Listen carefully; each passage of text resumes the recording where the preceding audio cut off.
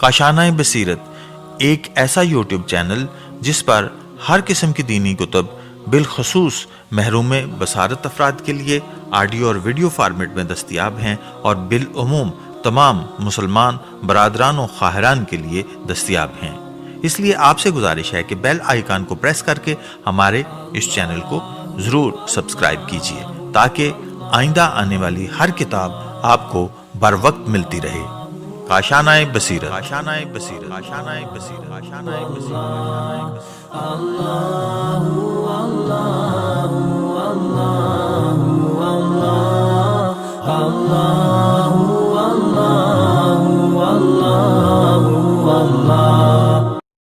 बिस्मिल्लाहिर्रहमानिर्रहीम। अस्सलामु अलैकुम। ये काशानाए बसीरत का चैनल है और आप जो किताब समात फरमा रहे हैं इसका नाम है 6 तकरीरें तौहीद के मौजू पर। आयतुल्लाह सैयद अली खामनाई की तर्जुमा किया है मौलाना सज्जाद हुसैन मेहदवी ने। आइए सुनते हैं इसका पार्ट नंबर 14 सफ़ा नंबर 175। कहता है कि दो भाई जिनकी सोच यकसा ना हो अजनबी हैं। दो अजनबी जो हम फिक्र हों वो एक दूसरे के भाई हैं। बाप और बेटा अगर हम फिक्र ना हो, ये खुदा पर ईमान रखने वाला वो खुदा का मुनकिर, ये खुदा के महाज पर वो शैतान के महाज पर। बाप और बेटे का कोई रिश्ता नहीं है, एक ख़ानदान से नहीं है। नस्ब या सबब की रिश्तेदारी, खून से ताल्लुक़ रखने वाली रिश्तेदारी इस्लाम की निगाह में दूसरे दर्जे की है। फ़िक्री रिश्तेदारी का पहला दर्जा है। देखिए, ये एक इस्लामी उसूल है, खुदा काफ़ी है। जब इंसान रिवायत को देखता है तो उसमें भी इसे उसूल पर मुताद्दिद शवाहिद व क़राइन मिल जाते हैं। मैंने इमाम मोहम्मद बाक़र अलैहिस्सलाम से एक रिवायत देखी कि आप अलैहिस्सलाम फरमाते हैं, अल मुमिनूना अख़ुल मुमिनून ला अबीहि व उम्मिही। उसूल काफ़ी रेफरेंस नंबर 1, उसूल काफ़ी किताबुल ईमान वल कुफ्र, बाब अख़ुवतुल मुमिनीन, हदीस नंबर 6। मोमिन के लिए सगा भाई है, यानी मुमकिन है कि आपका अपने सगे भाई के साथ मशरिक़ व मग़रिब का फ़ासला हो, लेकिन एक मोमिन के साथ जो दुनिया की दूसरी जानिब हो आपके सगे भाई का रिश्ता हो। वो शख्स जो तुम्हारा हमफ़िक्र है, एक महाज पर है, उसका ईमान तुम्हारे ईमान जैसा। ये एक इस्लामी उसूल है। इन कुरानी बातों में इन नुकात पर तवज्जो कीजिए। देखिए क्या कहना चाहता है, कौन सा उसूल, कौन सी फ़िक्र, कौन सी तारीख। हकीकत को जो मुमकिन है कि सैकड़ों दूसरे मकामात पर दोहराई जाए बयान कर रहा है। अब इन आयात पर तवज्जो कीजिए। अल्लज़ीना क़ाल लहुमुन्नासु, रेफरेंस नंबर 2, सूरह आले इमरान 3 आयत नंबर 173 ता 176। ये हमारा अजर लेने वाले लोग, ये हैं वो लोग जिनसे बाज़ लोगों ने कहा कि क्या कहा इन्नासा क़द जमअू लकुम फ़ख्शूहुम। इनसे कहा कि लोग तुम्हारे खिलाफ जमा हो गए, साजिश कर रहे हैं, ताउन कर रहे हैं, तुम्हें नाबूद कर देना चाहते हैं, इनसे डरो। ये बातें खैर ख्वाह और मसलहत अंदेश लोगों ने इन मोमिनों से कही, वो मोमिन के जिसके अजर पादाश को हमने गुज़िश्ता आयात में बयान किया। इस किस्म के मोमिन हैं कि जब खैर ख्वाह हों और मसलहत अंदेशों ने उनसे ये कहा तो उन्होंने जवाब में क्या कहा, क्या कहा, फ़ज़दाहुम ईमानन। अव्वलन तो ये कि इनका ईमान इस बात से और बढ़ गया, दुश्मन की साजिश से मोमिन का ईमान मज़ीद बढ़ जाए। बहुत दिलचस्प है। अव्वलन इनका ईमान बढ़ गया, फिर क्या कहा, वक़ालू हस्बुना अल्लाह व निअमल वकीला। कहा कि खुदा हमारे लिए काफ़ी है और खुदा बेहतरीन कारसाज है। वो बेहतरीन ज़ात है जिसे इंसान अपना काम सौंप सकता है। हस्बुना अल्लाह व निअमल वकीला, खुदा हमारे लिए काफ़ी है। क्या मतलब खुदा हमारे लिए काफ़ी है? खुदा हमारे लिए काफ़ी है ये कि कई मायने हैं और सब दुरुस्त हैं। खुदा हमारे लिए काफ़ी है और अपनी नुसरत से हमारी मदद करता है। खुदा हमारे लिए काफ़ी है। ہماری طبیعت یعنی نیچر کی طاقتوں کو ہماری ہی سمت میں جو کہ حق کی سمت ہے راستے پر لگا دیا اور لگا دیتا ہے۔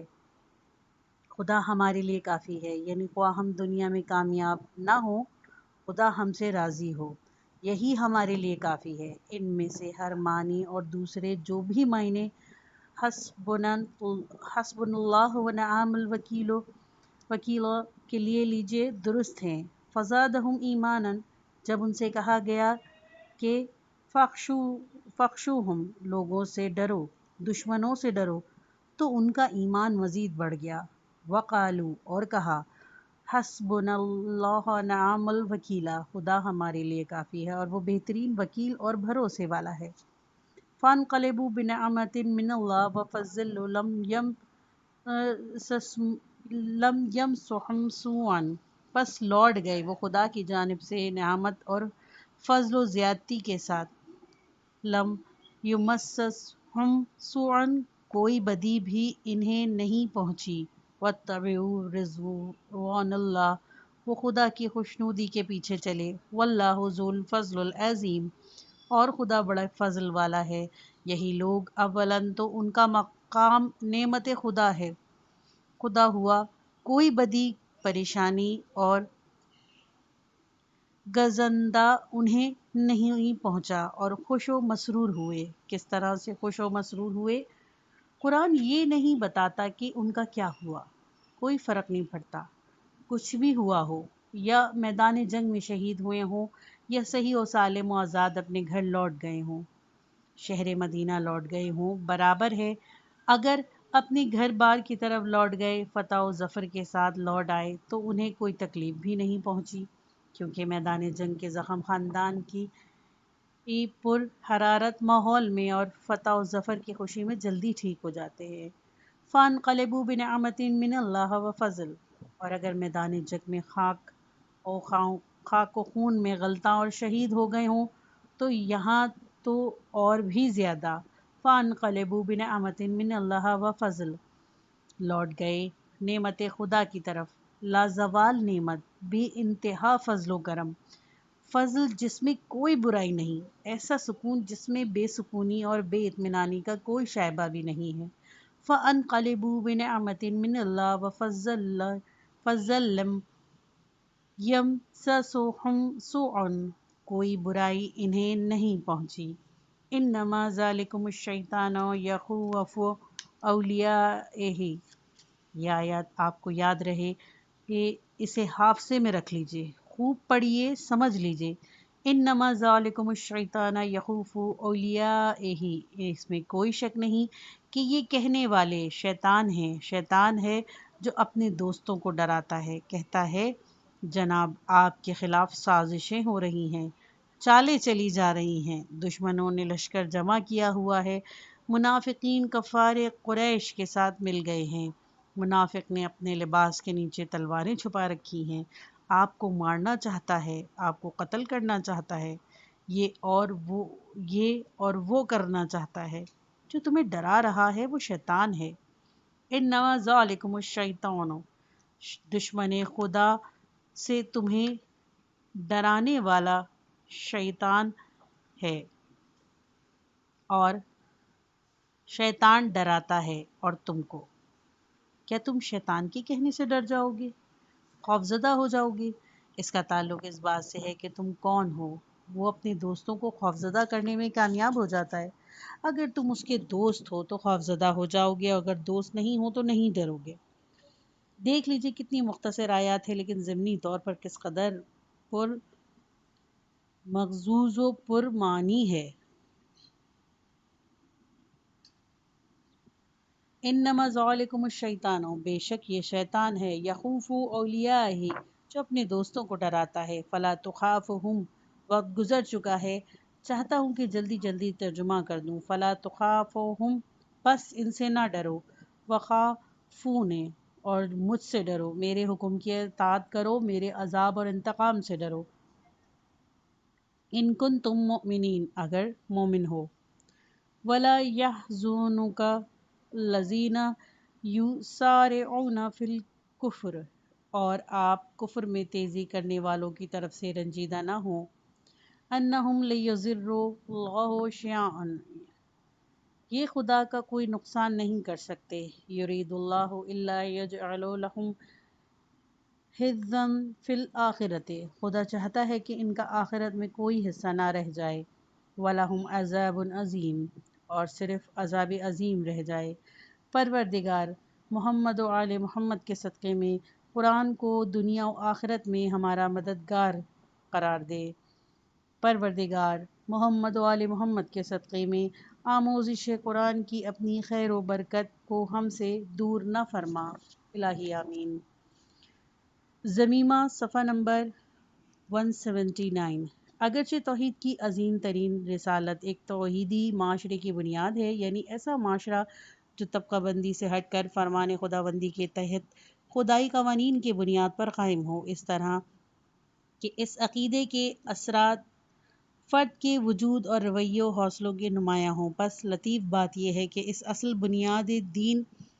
کی اصل بنیاد دین ہے۔ یوں کہا جا سکتا ہے کہ توحید کا عقیدہ دو طرح سے اپنے کردار ادا کرتا ہے۔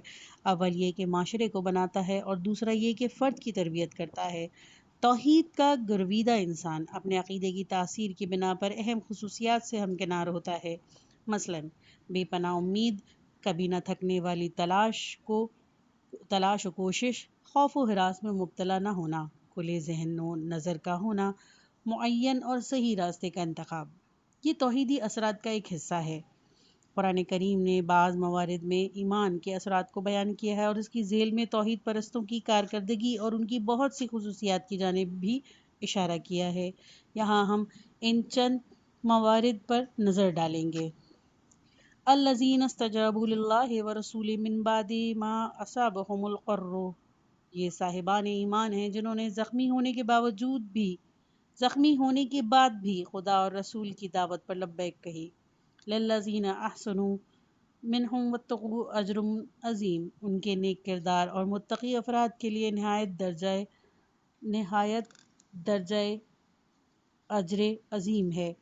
الذین قال لهم الناس ان الناس قد جمعوا لکم فاخشوہم، یہ وہ ایمان والے ہیں کہ جب ان سے بعض لوگوں نے کہا کہ لوگوں نے تمہارے لیے عظیم لشکر جمع کر لیا ہے، لہٰذا ان سے ڈرو۔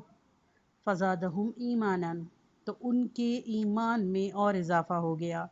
وقالوا حسبنا اللہ ونعم الوکیل، اور انہوں نے کہا ہمارے لیے خدا کافی ہے اور وہی ہمارا ذمہ دار ہے۔ فانقلبوا بنعمت من اللہ وفضل، بس یہ مجاہدین خدا کے فضل و کرم سے یوں ہی پلٹ آئے۔ لم یمسسہم سوء، کہ انہیں کوئی تکلیف نہیں پہنچی۔ واتبعوا رضوان اللہ، اور انہوں نے رضا الہی کا اتباع کیا۔ واللہ ذو فضل عظیم، اور اللہ صاحب فضل عظیم ہے۔ انما ذالکم الشیطان یخوف اولیاءہ، یہ شیطان صرف اپنے چاہنے والوں کو ڈراتا ہے۔ فلا تخافوہم، لہٰذا تم ان سے نہ ڈرو۔ وخافون، مجھ سے ڈرو۔ ان کنتم مؤمنین، اگر مومن ہو تو۔ کتاب مکمل ہوئی۔ اگر اس کی عربی پڑھنے میں کچھ غلطی ہوئی ہو تو خداوند کریم چہدہ معصومین کے صدقے میں ہماری اس غلطی کو معاف فرمائے۔ الہی آمین۔